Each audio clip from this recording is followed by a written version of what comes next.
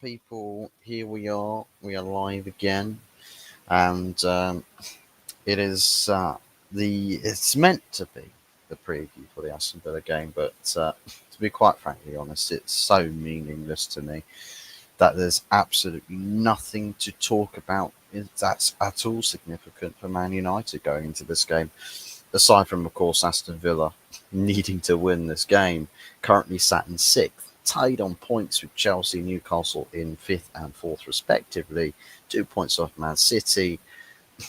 And yeah, it's a must win for them. Chelsea face off against Nottingham Forest, so they're also on 65 points, are Nottingham Forest.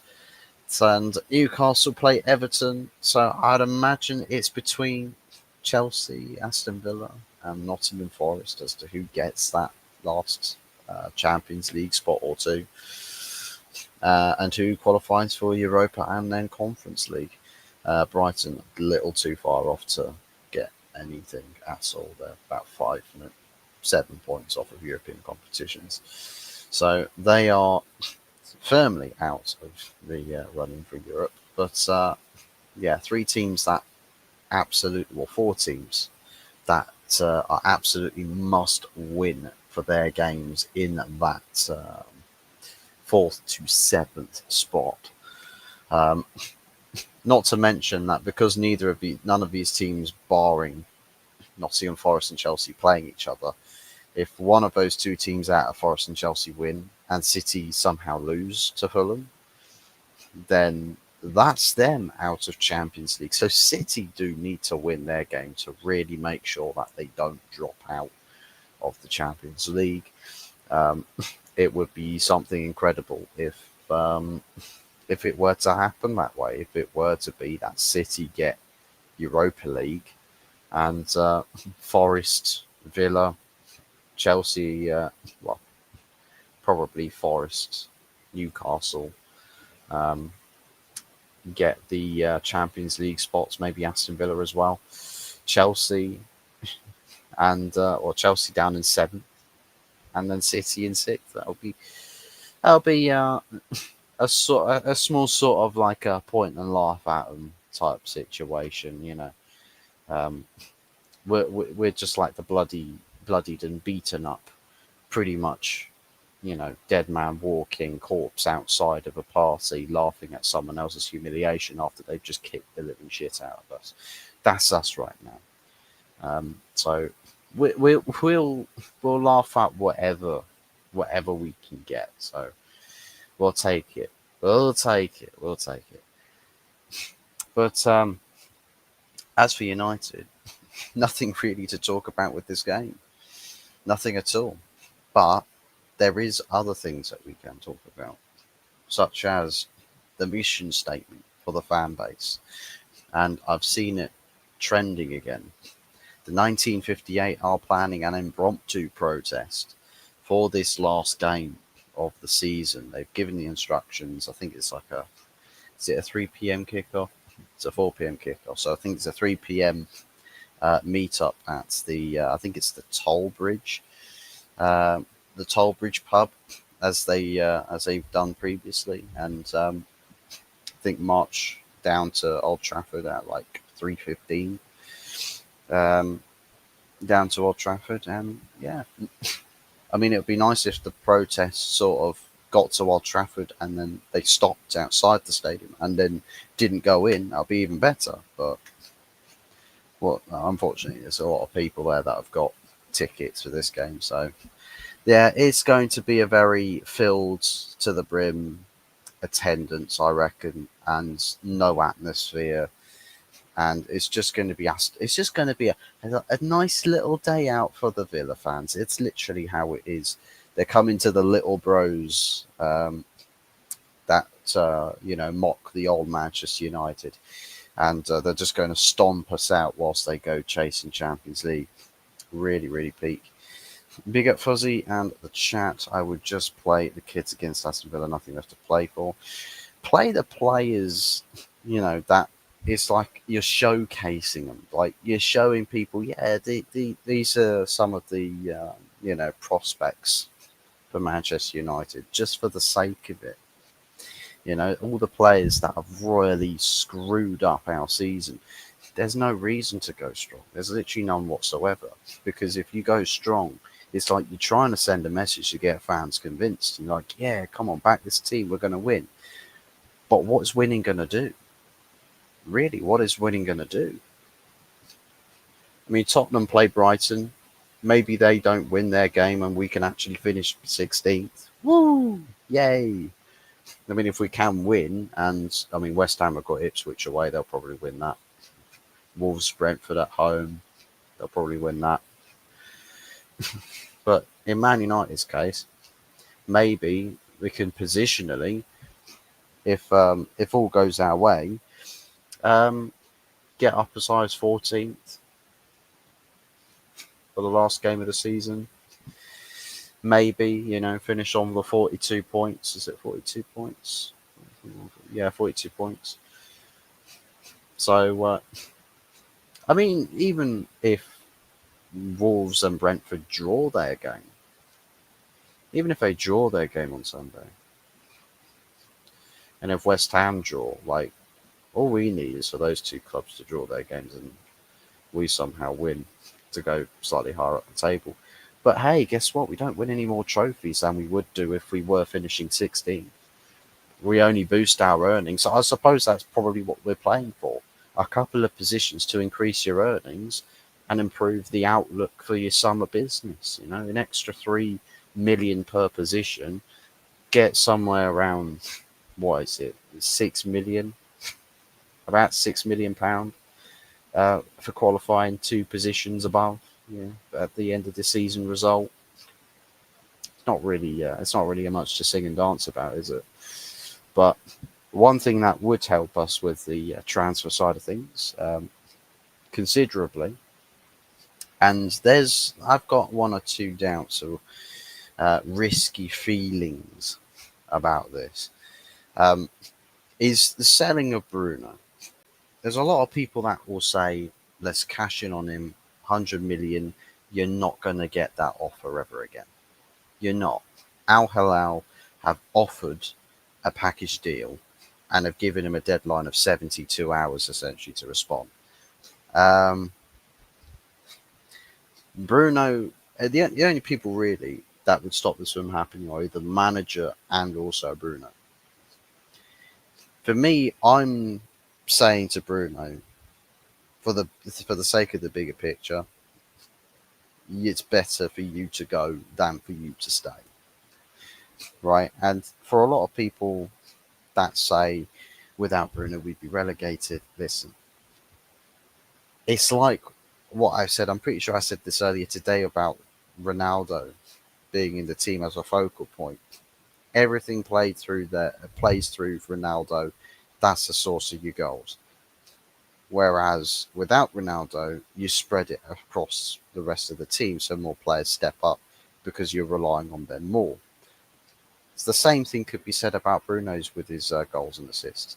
Now this season we've got a lot of really, really shy players um, that we've got as backup to Bruno, which is not really insatiable. Like we can't survive with that. However, losing Bruno is not only a case of an inevitability, but to replace him with players of a level of quality that it's like with the being linked to Cunha, and then somebody else, right? If you sell Bruno off for £100 million, that you can bring some substantial business in off the back of that, and that's not the only sell we make. You've got Rashford set to go once he's come back from his loan. Um, yeah, Barcelona potentially interested in that deal. It was him and Luis Diaz that they were interested in. You got Anthony that Betis want to sign on a permanent. Could it draw some more potential interest from other clubs?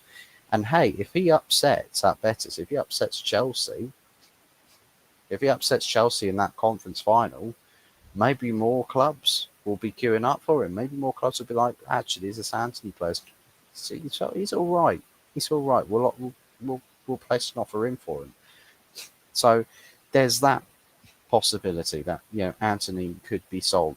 You could have a mini bidding war. I wouldn't say there'd be a lot of people that would be battling tooth and nail um, to try and get him, but you know you could spark a bit of interest in bumping up the price by an extra mil or two between two different clubs going for him. So you can maximise as much as possible with getting money out of that deal and out of that sale. Jadon Sancho's looking more likely, I'd say, with 50-50 with Sancho. Um, I know that he's got the obligation to buy to go to Chelsea, but I think it's looking more sort of 55% or 45% that he is going to be paid off a 5 million penalty fee to back out of an obligation just so that they don't sign him on a permanent. By which point we will take £5 million and then we'll take whatever sale value we can take from Sancho after the fact. But my only concern really is that you'll get the crazies in the fan base, right? The people that are like, oh, my bowler. The ones that have Jadon Sancho curtains in their bedroom will be begging for United to stay, for Jadon Sancho to stay at the club. Um, Obviously, they put their agendas before the betterment of the football club, as you probably know. Um, and yeah, for me, just get the maximum sell value out of all of these players as much as you can possibly squeeze out. Luke Shaw, got to go, been here for far too long. Maybe there's potential interest from Italy. I'd like to think that maybe somebody from Italy will come in and say, "We'll take him." Then absolutely 100%, please do take him. Take Luke Shaw off of our hands. Happy days. Speaking of Italian interest potentially for Rasmus Højlund. Please take him. We, give us some money and we'll go sort out replacements. Talking about Liam Delap as a potential replacement signing. That's not a transfer target that excites me. I'm not excited by that at all. But, with the doom and gloom, I think we sort of completely disregarded Victor Gyökeres off of the transfer list. Arsenal were the biggest suitors for that player. But it's looking more like they prefer going after Benjamin Sesko. Maybe there's something to be said there about United experimenting with putting some money down on the table to see what the resolve of Sporting is. And hopefully it becomes in essence that we don't have other clubs suddenly come rushing in last minutes like, but we've got Champions League football, so y'all United lot can pipe down. Make way for us. Roll out the red carpet for us. We could potentially beat some of those clubs by offering the player the better deal to sign for us and offer the promise of having ambition and the promise of actually building something that is a clean slate of Manchester United, a change that we've not seen at this club since Sir Alex Ferguson took over at the very, very start of his tenure. We've got John. Big ups, John. How we doing, John? If City are losing at Fulham, let Villa win. No Champions League for City. Well, I mean, it's pretty much a guarantee that Fulham are going to win anyways because they will go full strength and they've got absolutely all the momentum they need.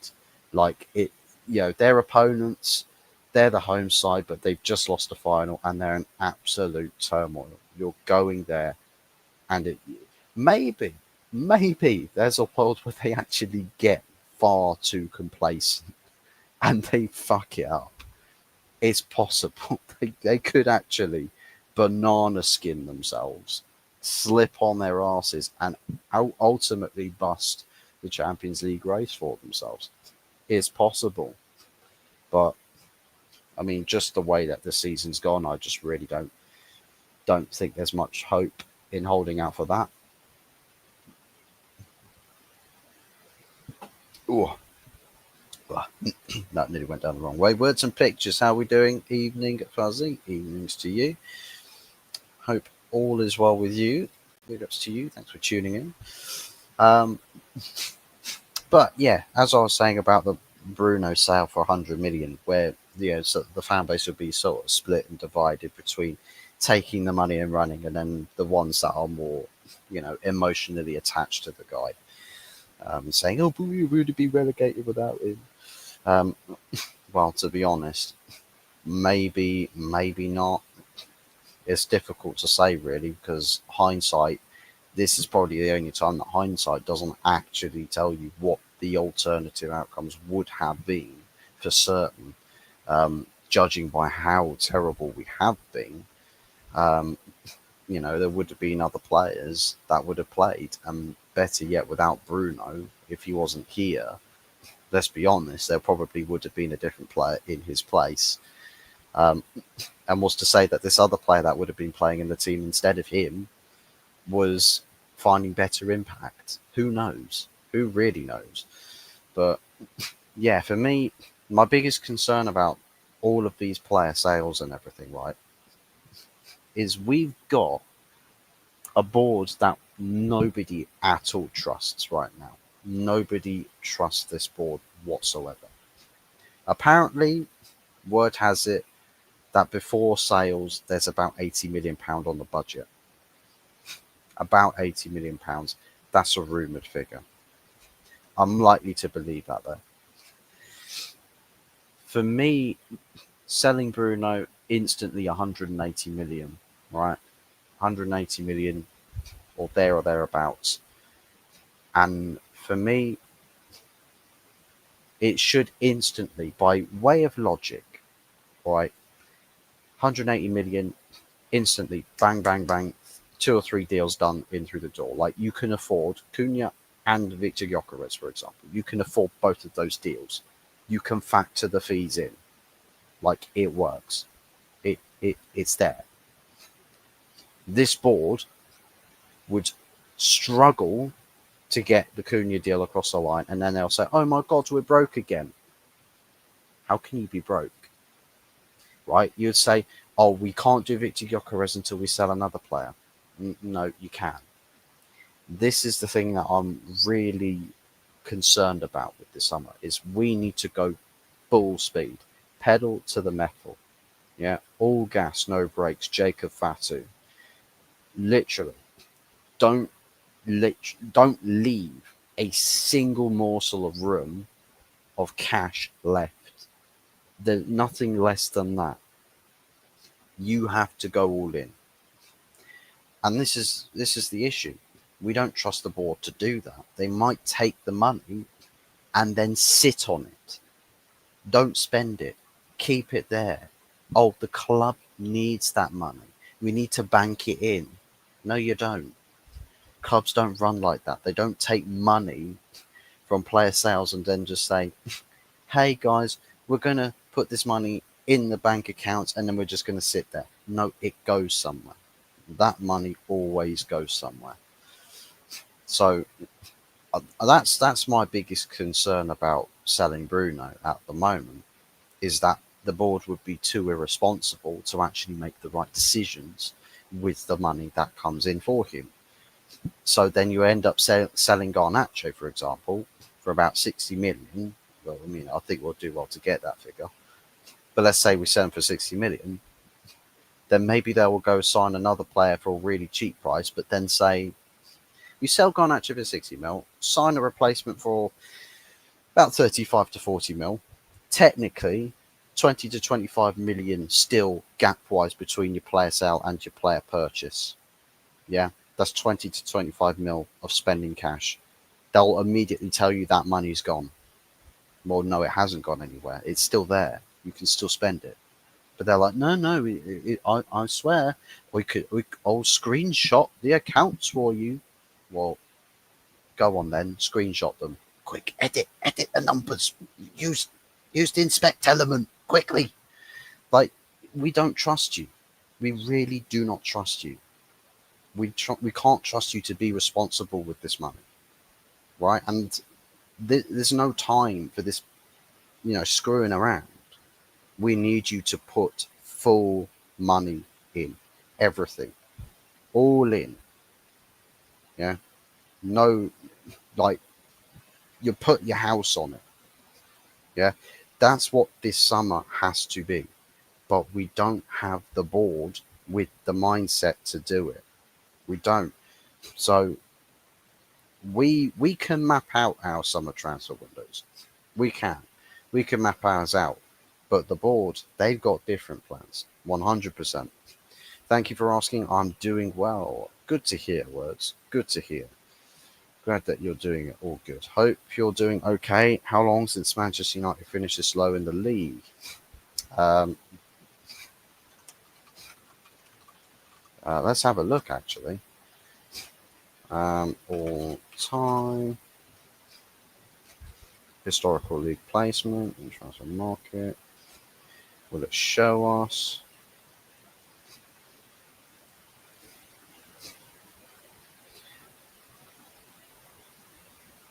So in the last 20 years, the lowest position that we had. Oh, sorry, something coming off my phone there. Last finish that we had that was as low as this, or anywhere close to being as low as this, was last season with 8th place finish, right? In the Premier League. Premier League. The lowest position finish before that was 2013-14 season in 7th place. And then we've had between the 8th place finish and the 7th place finish, we've had 3 6th place finishes, 1 5th place, and then 1 4th place, 2 3rd places, and 2 2nd places. Before that, it was first, second, first, second, first, second. Right, that's off the Premier League. So then before the Premier League, what I can see here, we had a couple of 3rd place finishes, but from 16, the 89-90 season we finished 13th. The 89-90 season finished 13th. 88-89 finished 11th. The season before, the last season before that one, was 86-87. That was 11th place.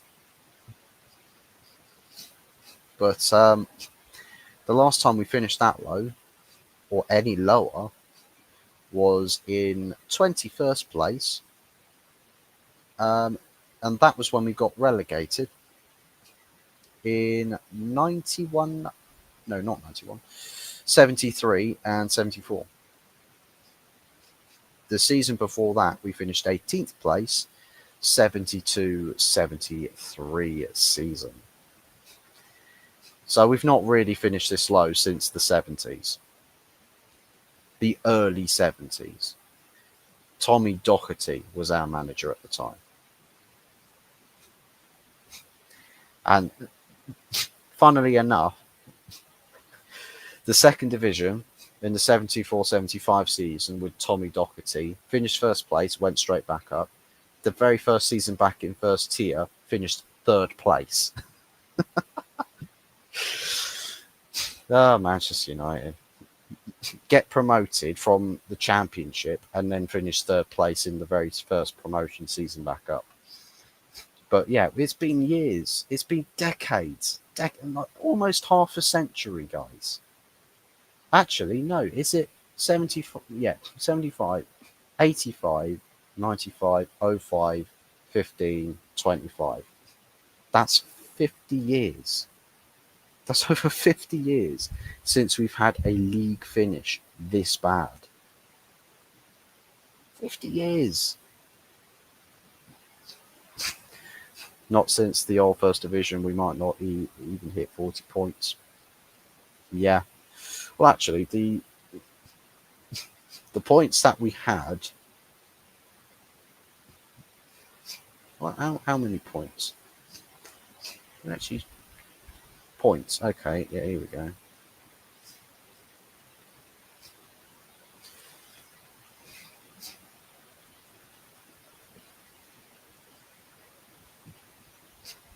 What's this? Oh, that's points differentiation. Okay, so I should probably um, ignore that. But 32, 32 points, finishing 21st place. And then the 18th place finish before that one was 37 points. So, yeah, quite astoundingly bad. But, I don't know if we quite scraped the bottom of the barrel yet either. That's the tragic thing. 74, that's 50 years ago. Mm. Just goes to show how dead this modern day team is. And for anybody that says, well, the worst you've ever been was when you got relegated, well, there's not an awful lot of difference.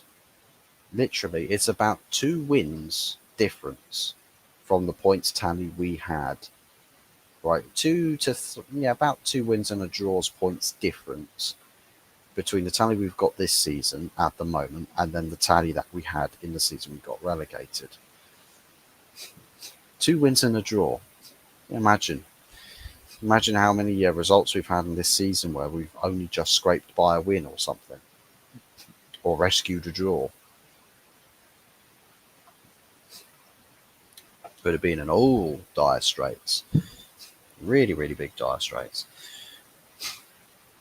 But yeah. Anyways, as far as the other.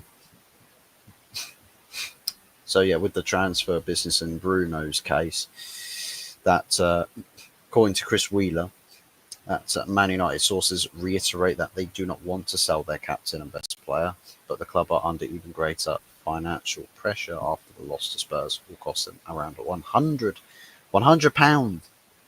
£100 in Champions League revenue. Incredible. But yeah, £100 million is what they say there. So this is the deal that they're offering Bruno, by the way. Al Hilal. Seriously, guys, what are you smoking?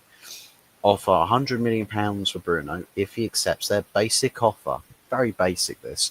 £700,000 a week and up to £65 million a season, including signing on fees and bonuses. This guy could become probably the highest earner in football.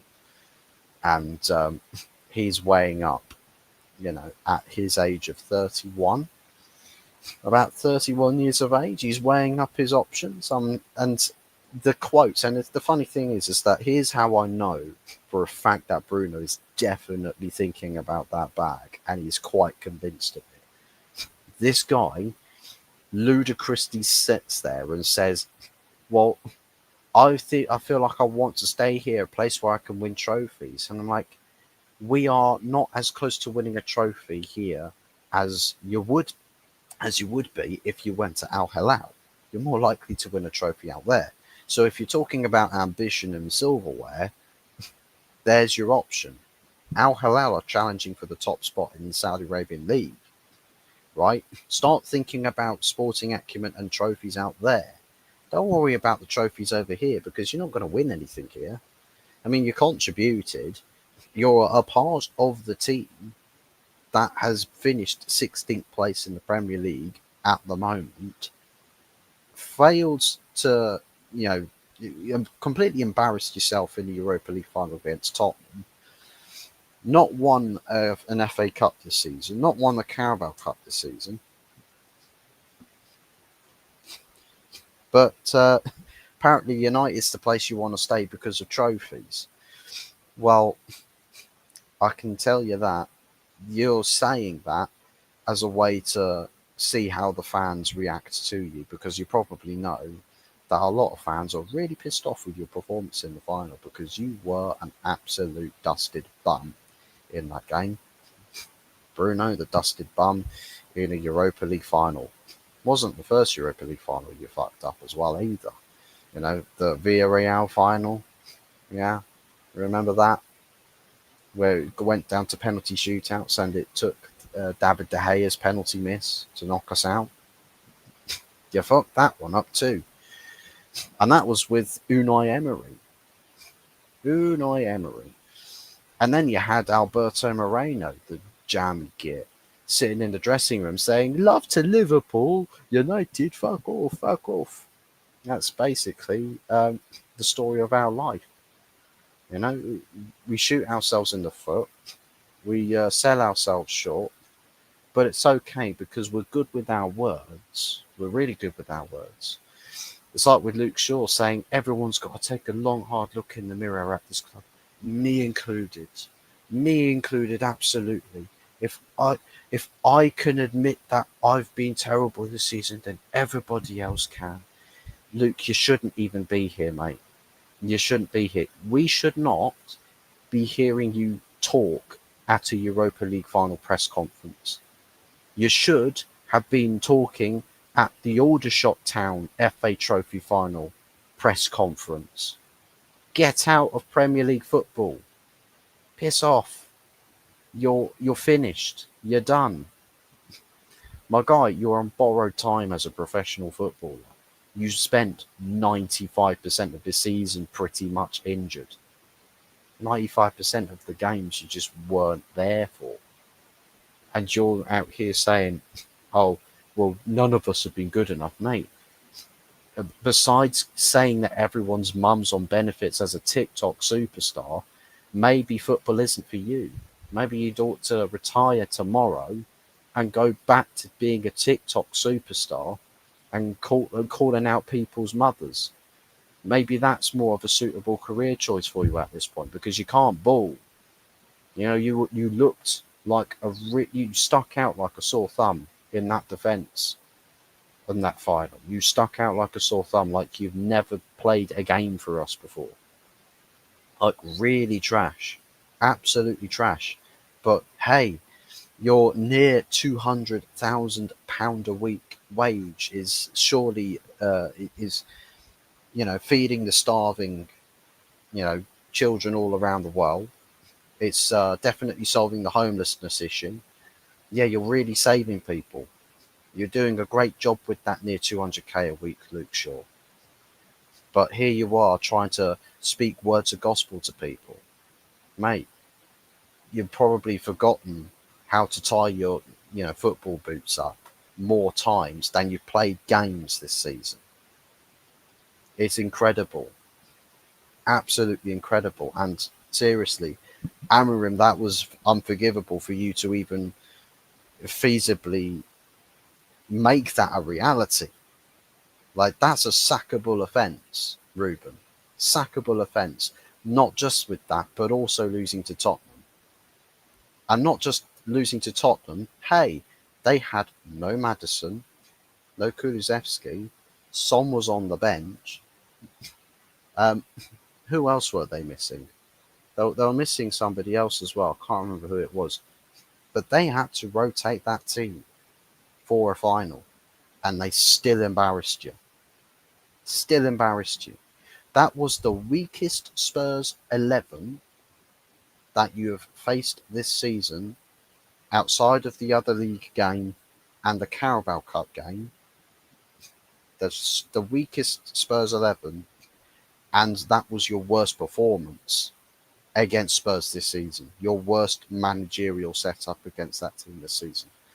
So you need to start looking in the mirror as well, Mr. Ruben Amorim. And second off, if I may, please stop talking to the media. Please stop talking to the media about, oh, well, if they want me to go, then I will go. Shut the fuck up. No, focus on being a manager. Focus on being a coach. Focus on actually coaching this team and these players and actually getting something going. But more importantly, start talking to the board and say, this guy's got to go, this guy's got to go, this guy's got to go, that guy, that guy, that guy, that guy, that guy, all of those guys in that group, get them gone now. You should be pushing these guys out the door. But instead, you're poncing around, playing buddy to half the team, selling out the other half. Like, this isn't coaching, mate. This isn't coaching at all. This is playing favourites, favouritism. Mason Mount, oh, I like Mason Mount. Oh, really? Well, I don't necessarily rate the guy, but Garnacho's been fit and available. Mason Mount's had one good semi-final since he's joined the fucking club. Yeah, he's had one good final, semi-final, one good semi-final game. That's the only good game he has had since he's joined the club, not last summer, but the summer before. The only good game he's had. Every other performance he's had at this club, and some people might say Brentford, oh wow, you pointed out one other game he got on the score sheet and did anything even remotely noteworthy. Oh, brilliant, fantastic. Yeah, that absolutely validates £55 million transfer fee that we paid Chelsea for him. That absolutely justifies it. Crazy.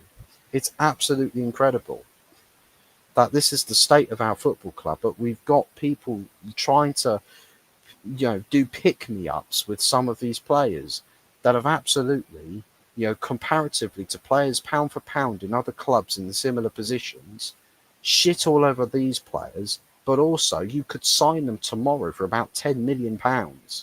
Why have we got the same quality with the same ambition, same availability, and same dynamism for about £55 million? It's what are we doing? Really, what have we been doing for the last bloody 10 years for us to be in this position? And we still have managers coming in or coaches coming in saying, yeah, these guys are fantastic. Like, fuck me, are you actually paid by the Glazers to say these ludicrous things? Is it the Glazonomics? Blink twice, Ruben, in the press conferences if somebody is holding a gun to your head from Florida. Tell us, just tell us, if somebody's holding a gun to your head, because there can't be someone with that mental capacity who's got such an impressive record for a starting point as a manager from Sporting Lisbon. 25 players left that sporting squad in his first summer transfer window. 25. So he understands when a club needs to go through a rebuild, he will cut anybody that is absolutely necessary to get them out of the club and actually start clean slating this team. But we've got people at this club that need to go, but he's saying, no, these guys are beautiful, it's perfect. Like, come on, seriously. I mean, we should expect that to be the case, given that all of our managers sign NDAs. What other football club in the world has NDAs signed? What other football club? Every other football manager, when they're under scrutiny and pressure, right? You see them, they speak out. They won't dust up, blow smoke up their boss's arse. They get absolutely wronged and ripped off, and then maybe unfairly sacked. They'll call them out. I mean, Eric Ten Hag can barely say a word even right now, and he's taking up a job with Bayer Leverkusen. Like, it's absolutely crazy. It's absolutely crazy. Starting Luke Shaw in the final was criminal. He needs to go. He absolutely does. 100%. That's why I said Ruben Amorim out after the game, not sustainable. What we need now, as far as I'm concerned, if Ruben Amorim can get past bullshitting himself and can focus on actually just being a head coach, right, then quite possibly there's a way back for him. However, is it that he's started his own burial by falling into the same dynamics as a head coach or manager that previous managers have fallen into? They're ruled by the iron fist that is Glazonomics. Can't defer off of the path.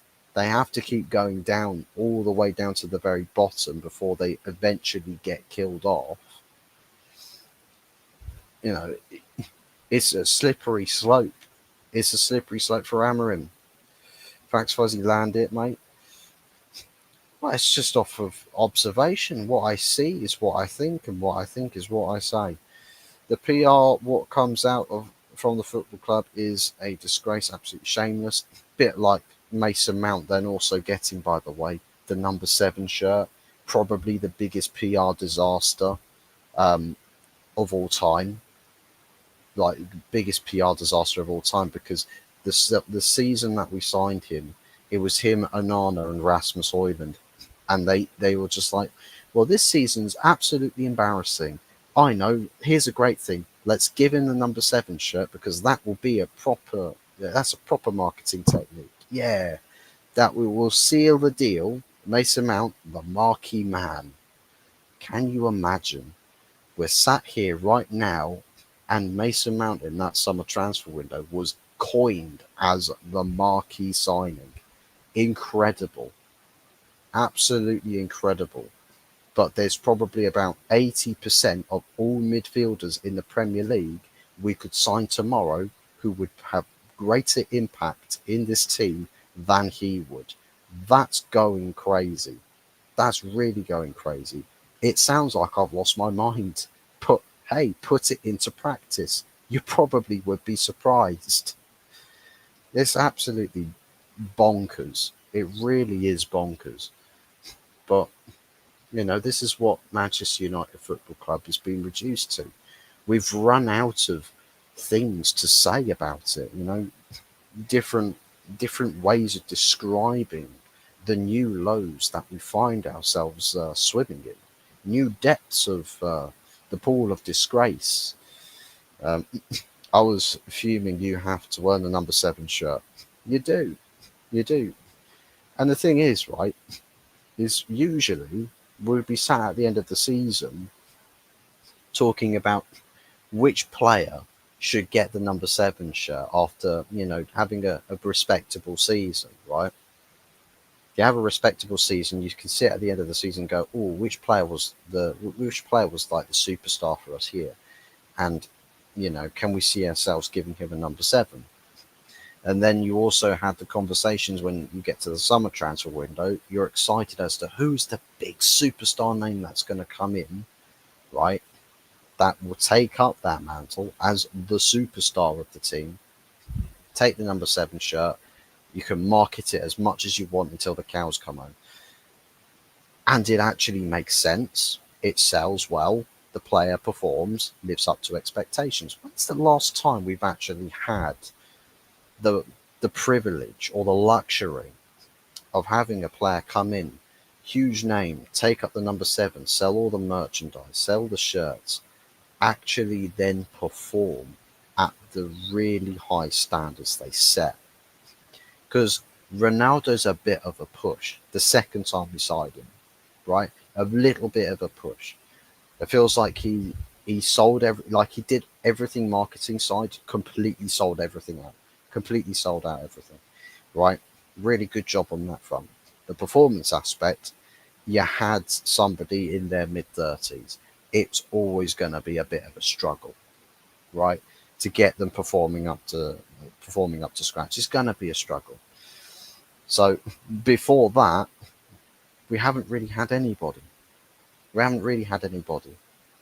So forcing a player to be the marquee signing and then sealing that deal by giving him an iconic shirt number. Well, I'm surprised that the superstore or the megastore wasn't set alight and burnt to a crisp. Burn all the 7 Mount shirts before they can distribute them. Save the fan base absolute um, from getting absolutely clowned on, basically. But yeah, have we had any updates?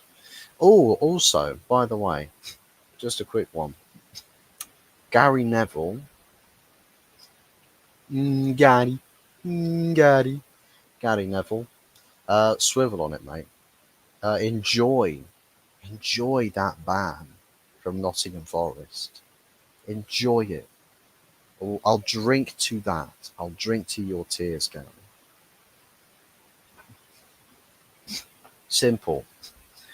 You question an owner's. Well, actually, it's symbolic.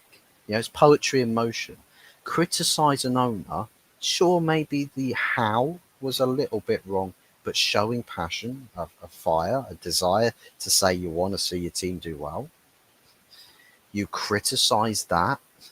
Meanwhile, you are privy and you know you're a part of discussions, conversations, complicit to the whole stadium planning or INEOS affiliations. You know, maybe you've taken payoffs. Who knows? Allegedly, nothing confirmed. That's all. But you know, the ownership of the club that you have done business with in the past and commentated on, spoken about, you know, release your press piece to the tabloids and everything, right? All of that, not a word, not a word. You used to call these guys out. You used to call the Glazers out. You used to say, hey, these guys are an absolute disgrace. What's happened since Ineos has been in charge? What's happened? What's changed? Radio silence. Absolute radio silence. Why is that? You can critique someone else, and hell, you've paid the price for it. You've now been banned you've been banned from Nottingham Forest. Well, I mean, are you afraid of getting banned from Manchester United? Is that why you won't call them out, or is it something more sinister? I don't know, but hell, we can see there's smoke. You can't have smoke without a fire. So, you know, we can see the smoke, Gary. What is it? Why won't you call these owners out? You know, you used to have your fiery segments, you know, on Sky Sports. You used to have those segments. You'd let rip on the ownership. Where's that Gary Neville gone? Why is it everybody else who shows a bit of passion is deemed negative and unprofessional, but then just allowing yourselves to be abused financially and aspirationally and, you know, from sporting excellency, take you from that pinnacle and will drag you down. We won't talk about that though. We will not talk about it. Cannot talk about it. Alejandro Garnacho looking like he is off on his way. As to where he goes, we'll have to see which club's coming for him. Of course, in January was linked to a transfer move to Napoli. Um, will it be Napoli again? Possibly. I don't know. But as to what sort of transfer fee, and let me know. Let me know in the chat how much money would you say is a reasonable transfer fee for Alejandro Garnacho. So there was rumours of him being linked to moves for about 60 million, but the manager was incessant that, you know, oh guys, keep a hold of the player for me because, you know, I want to try and see if I can get a tune out of it.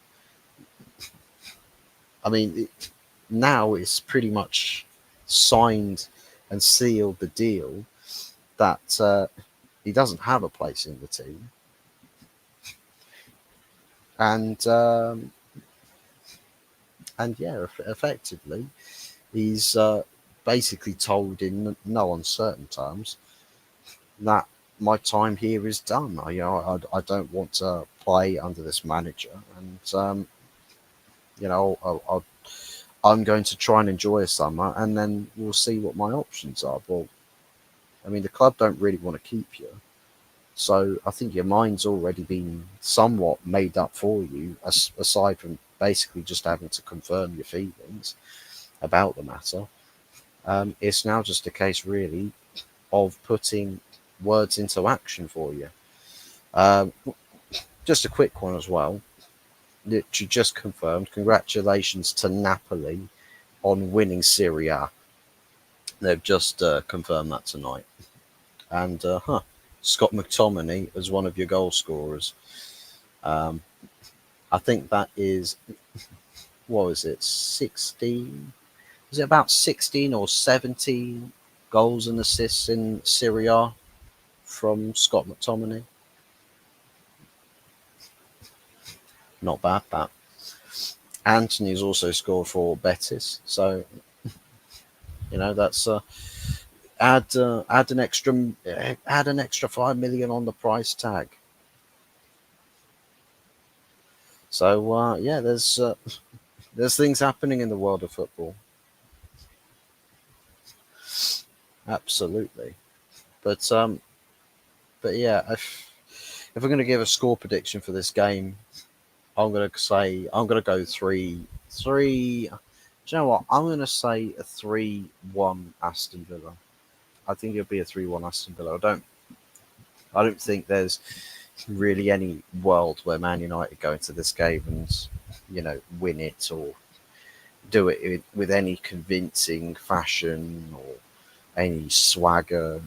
If we ever win, if there's ever a world where we win in this game, um, you know, probably pigs are flying, to be honest. But I mean, that's kind of where we are at the moment.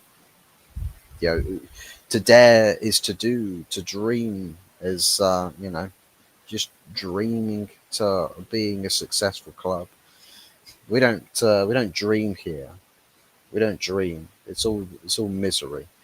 We just know the reality, and the reality. And I'll tell you what. Losing this final, I think, it's like trying to escape the bitter truth is to win that Europa League and paper over the cracks a little bit more. But losing that, embracing ultimate failure, faces you with the cold, harsh truth, and there is nowhere to hide. The world knows and sees you for exactly what you are. At Manchester United, the world knows that you are a dead club. You can't pretend to anybody anymore. You lost a European final with an absolute whimper. It was an embarrassment. Ange Postecoglou's high line, he said, um, guys, just one attack, one cross,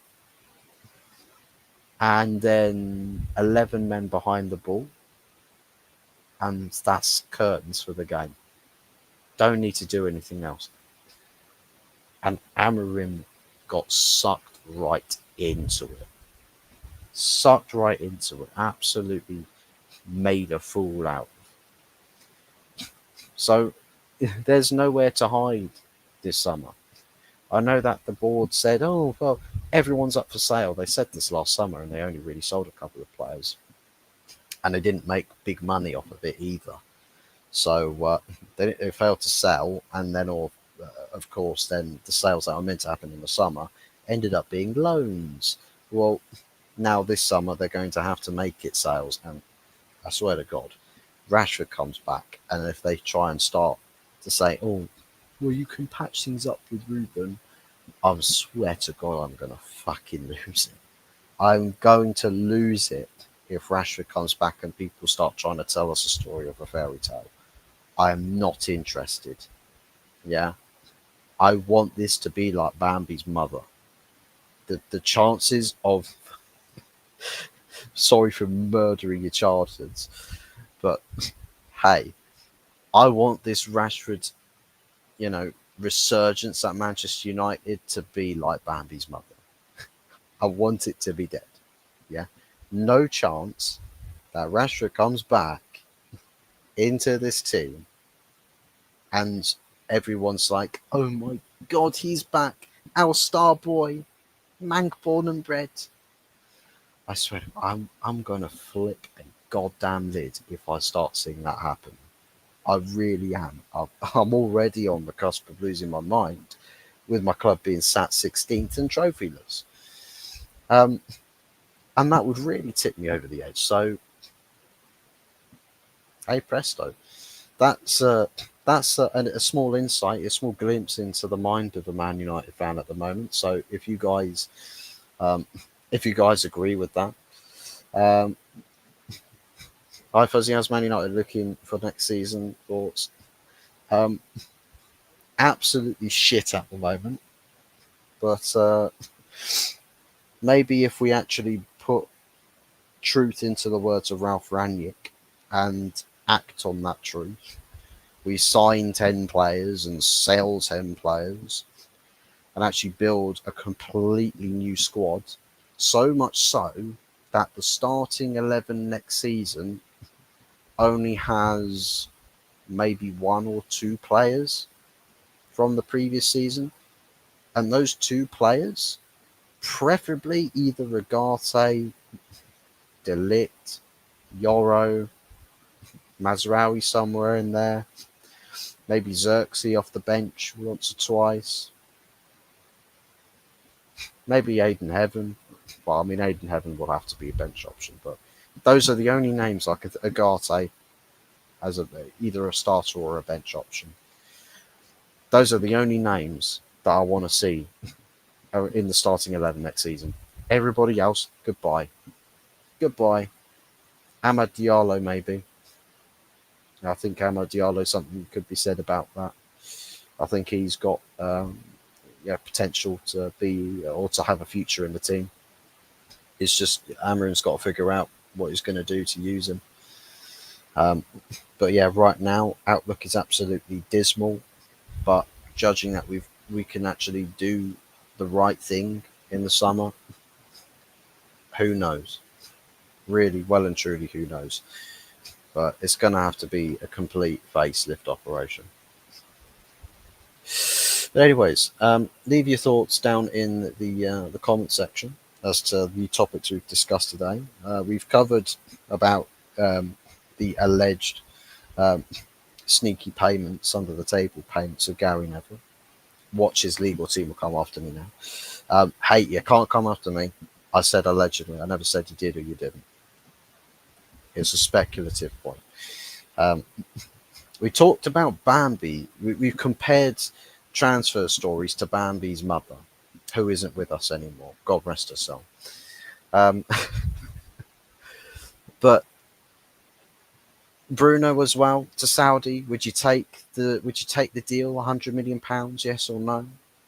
Garnacho set to go, um, among other things. So pop your thoughts in the comment section down below, as well as your score prediction for Sunday's game. And as well, if you do play along with the predictors for the Sunday night, is it Sunday night? No, it's good, the bad, and the ugly. If you follow the weekend predictors for that, make sure that with Tony or Hammers Football TV, you put your score predictions in for that one, because that is the last week where the winner will be drawn. You might be able to snag an extra position or two in the table if you guess well, if you guess right. So yeah, get your predictions in, and yeah, that's it from me for tonight. Saturday tomorrow. Saturday. Um, oh, Anthony, guess what? I'm off work tomorrow. I've got no work. I've got no work for Saturday. But anyways, take care, people. I'm gonna finish this up, and yeah, let's see what stories we have in regards to transfer business and progression on business at the club. The Sheikh Jassim is being touted, again, allegedly an ex-CEO from Everton said that Sheikh Jassim might go in for an £8 billion bid for Manchester United. I'm not going to read into anything that any ownership's doing until we get to it, right? I'm not going to read into any potential ownership as far as that is concerned until it actually happens. But it comes also after the media reports about Surgeon Ratcliffe not really, he's getting a bit cold feet-ish at the moment. Cold feet for Jimbo. But hey, the pressure is mounting on him. Pressure is mounting on him. But anyways, speak to you all later. And yeah, Glinios out.